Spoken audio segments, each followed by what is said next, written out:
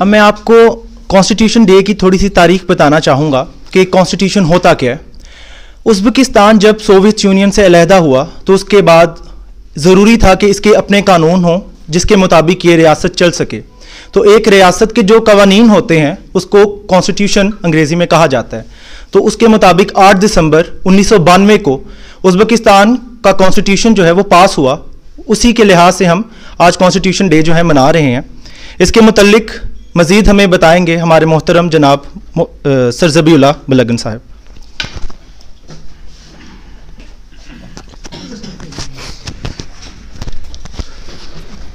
जी अस्सलाम वालेकुम।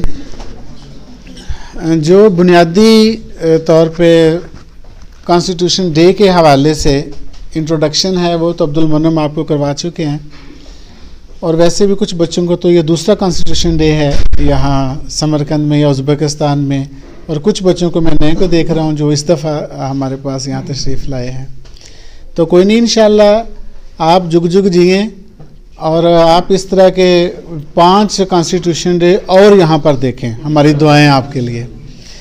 तो मैं तो उन बच्चों को सबसे पहले अप्रिशिएट करता हूँ और मुबारकबाद देता हूँ कि जो लास्ट ईयर भी कॉन्स्टिट्यूशन डे पर यहाँ पर मौजूद थे और आज फिर से वो एक नया कॉन्स्टिट्यूशन डे देख रहे हैं। दरअसल ये एक सेलिब्रेशन है और इसका बुनियादी हक़ इस सेलिब्रेशन का तो उज़्बेकिस्तान के शहरियों को है जो यहाँ के रहने वाले हैं। लेकिन कहा यह जाता है कि जो अपने मुल्क से मोहब्बत नहीं कर सकता ना, वो किसी दूसरे मुल्क से भी मोहब्बत नहीं कर सकता, किसी दूसरे के मुल्क से भी मोहब्बत नहीं कर सकता।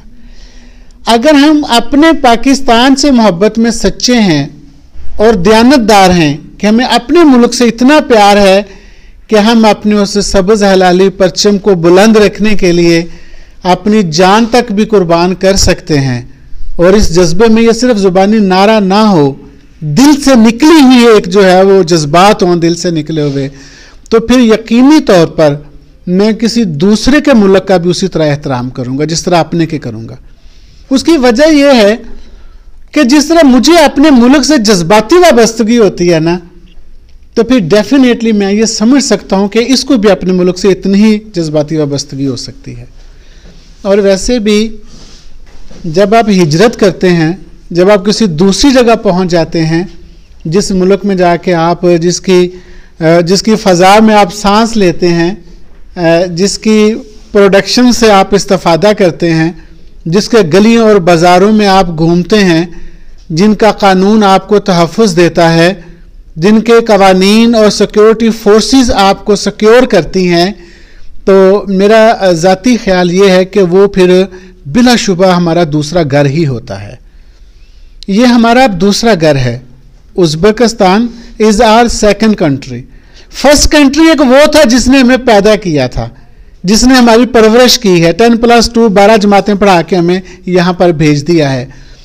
हमें उस मुल्क से बड़ा प्यार है, लेकिन हमारे मुल्क में आप देख लीजिए ना कि हमारे पास ऐसे स्टूडेंट्स यहाँ पर आए हैं जिनके नंबर 1000 से ज़्यादा हैं।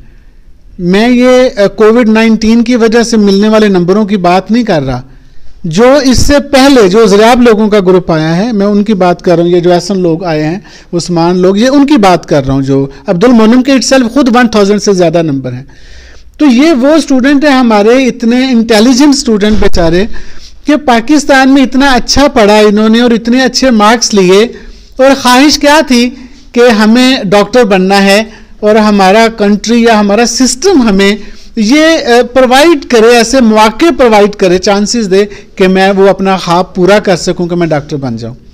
लेकिन आप देखें, आप एंट्री टेस्ट में भी गए और इंतहा दर्जे के एंट्री टेस्ट के जो प्रिपरेशन है उस पर अखराजात भी किए, पैसे भी खर्च किए, और वालिदैन की सबसे बड़ी बात यह है कि जो तवक्कात थी, उम्मीदें थी, उन पर पूरा उतरने की कोशिश की। इतना कुछ करने के बावजूद भी मुझे मेरे मुल्क में एडमिशन नहीं मिल सका। मुझे वहां पे, मैं नहीं चाहता था अपने माँ बाप से दूर हो जाऊं, ना माँ बाप ये चाहते थे कि मेरा बेटा या मेरी बेटी मुझसे दूर हो जाए, लेकिन वहां चांसेस नहीं थे, मौके नहीं थे। तो हमारे उस ख्वाब को पूरा करने में जो मदद दी है, इसका मतलब है वो फिर इस परचम ने दी है ना हमें, इसने हमें बुलाया, इसने हमें अपनी यूनिवर्सिटी में ये मौका दिया है। तो इस तरह से उज़्बेकिस्तान के जहां हमें रहने की वजह से इसका एहतराम करना चाहिए, इसके क़वानीन का एहतराम करना चाहिए, इसी तरह से हमें इसका मशकूर भी होना चाहिए। हमें इसलिए भी इससे प्यार करना चाहिए कि हमें ये मौका अपने मुल्क में नहीं मिला था, लेकिन इन्होंने हमारे लिए अपनी बाहें खोली, अपने बाजू खोले, हमें वेलकम किया। और हमें यहाँ पे अब अक्सर बच्चे ना अक्सर मुझसे कहा करते हैं, आज मैं ये भी आपसे शेयर कर देता हूँ, वो कहते हैं कि हमें कोई स्कॉलरशिप नहीं मिल सकता। अक्सर बच्चों की ये बात होती है कि स्कॉलरशिप नहीं मिल सकता। ये जो $1700 फ़ी है, ये इट सेल्फ खुद स्कॉलरशिप पर है। वगरना इनकी वेबसाइट पर जाकर आप देखें, इनकी यूनिवर्सिटी की जो वेबसाइट है, $4400 फ़ी लिखी हुई है एक साल की, यानी $2200 इनकी फीस है एक सेमेस्टर की। लेकिन हमें वो $1700 लेकर पढ़ा रहे हैं, तो इट सेल्फ ये खुद एक स्कॉलरशिप है। मेरा मुल्क मुझे एडमिशन नहीं देना चाहता और ये मुझे स्कॉलरशिप पर पढ़ा रहे हैं, तो मुझे आई लव यू उज़्बेकिस्तान भी तो कहना चाहिए ना, फिर आई लव उज़्बेकिस्तान भी तो कहना चाहिए कि मेरे ख्वाब पूरे हो रहे हैं। और अब बेटा, असल जो मोहब्बत होती है ना किसी मुल्क से, या किसी मुल्क का एहतराम होता है, जो हकीकी एहतराम है, वो ये नहीं होता कि उसके परचम को आप रुमाल बना के गले पे डाल लें तो ये उससे मोहब्बत का इजहार हो गया है। या उससे ये नहीं होता कि मैं सुबह उठते भी 2-5 नारे लगाऊं उज़्बेकिस्तान जिंदाबाद, और सोते हुए 5 ज़रबे 25 नारे लगाऊं। ये नहीं, 125 नारे लगाने की ज़रूरत नहीं होती। होता यह है किसी मुल्क से प्यार और मोहब्बत करने का अमली जो इजहार है वो ये होता है कि हम उस मुल्क के क़वानीन का एहतराम करें, हम उन लोगों से प्यार करें, हम उन्हें यह बताएं कि पाकिस्तान का कानून किस तरह का है, पाकिस्तान के लोग किस तरह के हैं, वो कितने हम्बल हैं, वो कितने दूसरी कौमों से, दूसरी नेशन से प्यार कर सकते हैं, कितना दूसरों से मोहब्बत कर सकते हैं। ये असल मोहब्बत है, ये असल थैंक्स है बेसिकली उस कंट्री का कि जिससे आप शुक्रिया अदा करना चाहते हैं, जिसका आप। तो लिहाजा आप यहाँ रहकर, और जो बच्चे गुज़श्ता साल से या उससे पहले से यहाँ रह रहे हैं, उनको तो अल्हम्दुलिल्लाह अभी तक अल्लाह का लाख लाख शुक्र है कि कोई एक भी हमारे उन स्टूडेंट्स की तरफ से कोई बड़ा मिसहैप नहीं हुआ, अल्हम्दुलिल्लाह कोई एक भी नहीं हुआ। मैं ये चाहता हूं कि जो नए आने वाले बच्चे हैं, ये हमारे उन सीनियर बच्चों के लिए क्लैप करें इस बात पे कि इन्होंने हमारे मुल्क का सर बुलंद किया अल्हम्दुलिल्लाह। यहाँ आके हमारे इस परचम को, जो सब्ज़ हलाली परचम है अल्हम्दुलिल्लाह, पाकिस्तान के परचम को यहाँ आकर हमारे उन बच्चों ने सर नगू नहीं होने दिया, उसकी इज्जत में इजाफा किया है, स्टडी के एतबार से भी अल्हम्दुलिल्लाह, और वैसे भी मैं अल्लाह का लाख लाख शुक्र अदा करता हूँ कि आज तक कोई भी बड़ा मिसहैप हमारे उन स्टूडेंट्स की तरफ से नहीं हुआ। बेटा, मैं एक्सपेक्ट करता हूँ जो नए स्टूडेंट्स भी आ रहे हैं कि आप भी उस रवायत को ज़िंदा रखें, कि अपने उस मुल्क से इन लोगों को बताएं कि पाकिस्तानी कितने अच्छे लोग हैं। इन मुल्क वालों को आप ये बताएं कि हम कितने हम्बल हैं, और हम जिस तरह अपने मुल्क का एहतराम, उन कवानीन का एहतराम करते हैं, हम आपके जो कवानीन हैं उनका भी एहतराम करते हैं। अगर आप इनके साथ इस तरह से आप एक हम्बल हो के 5 साल गुजार कर वापस जाएंगे, तो आप यकीन जानिएगा कि वो हमेशा के लिए कहेंगे कि यार पाकिस्तानी अच्छे लोग होते हैं।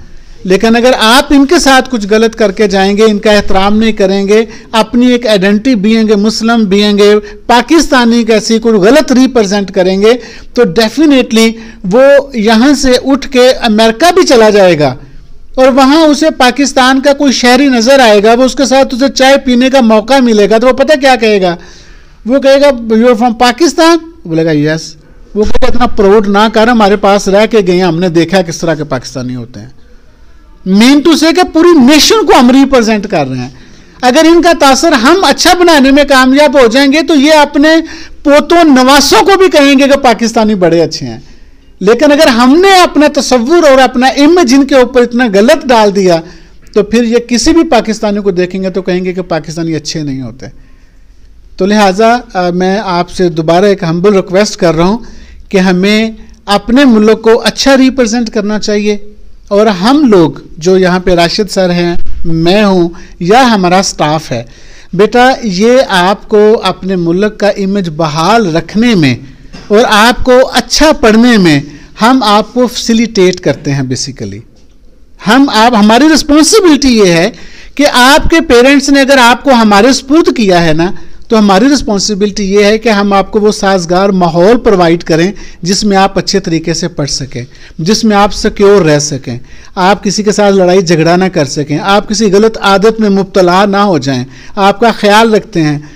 मैं अक्सर कहा करता हूँ, कुछ बच्चे कहते हैं जी कि ये जो हॉस्टल का टाइम है ना जी, आपने 9 बजे कर दिए, 10 बजे कर दें। जब गर्मियाँ थी कहते 10 बजे नहीं 11 बजे कर दिया करेंगे, 11 बजे हॉस्टल बंद हुआ करेगा।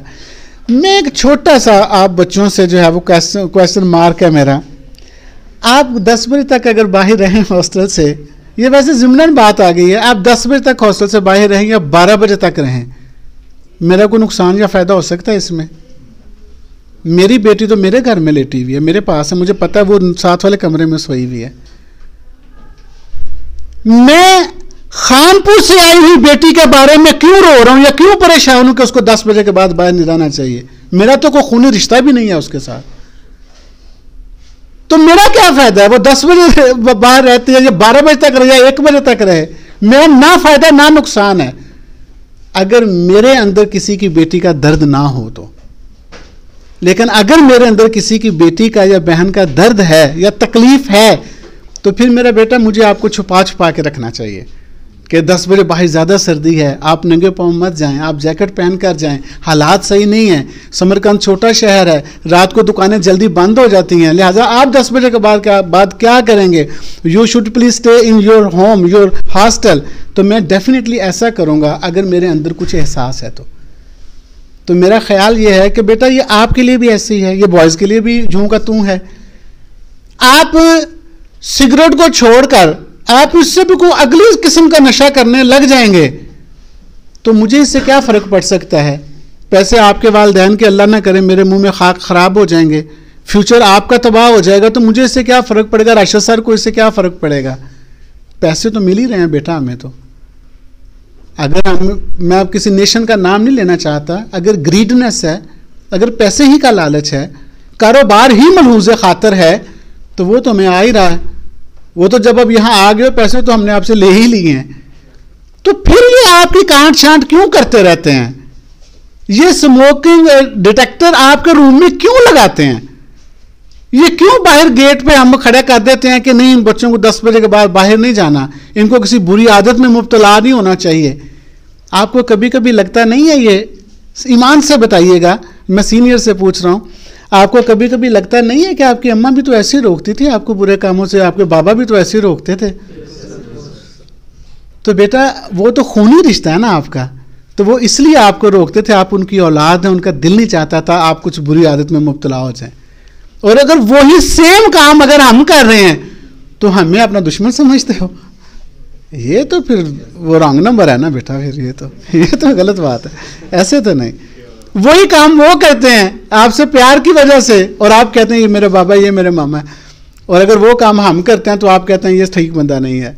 बेटा आप 1 साल और गुजार लो, 1 साल सिर्फ और गुजार लो, फिर आप थोड़े बड़े हो जाओगे, आपको थोड़ा शऊर आ जाएगा, फिर आप जहाँ मर्जी जाया करना, फिर बुखारा घूमने चले जाया करना, फिर ताशकंद घूम के आ जाना करना। अब हमने आस्ता आस्ता दे भी रहे हैं बच्चों को आज़ादी, जो बच्चे थोड़े बड़े हो गए हैं, जिनको लैंग्वेज आ गई है, जिनको रास्तों का पता चल गया है, आहिस्ता आहिस्ता हम उनको स्पेस दे रहे हैं।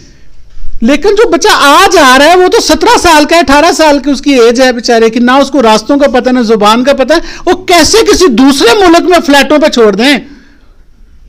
कैसे उनको बाहर फेंक आए जाके? किसका? मेरा तो हौसला नहीं पड़ता यार, मैं मर गया तो बाद में जो मर्जी कर लेना, लेकिन मेरा हौसला नहीं पड़ता कम से कम।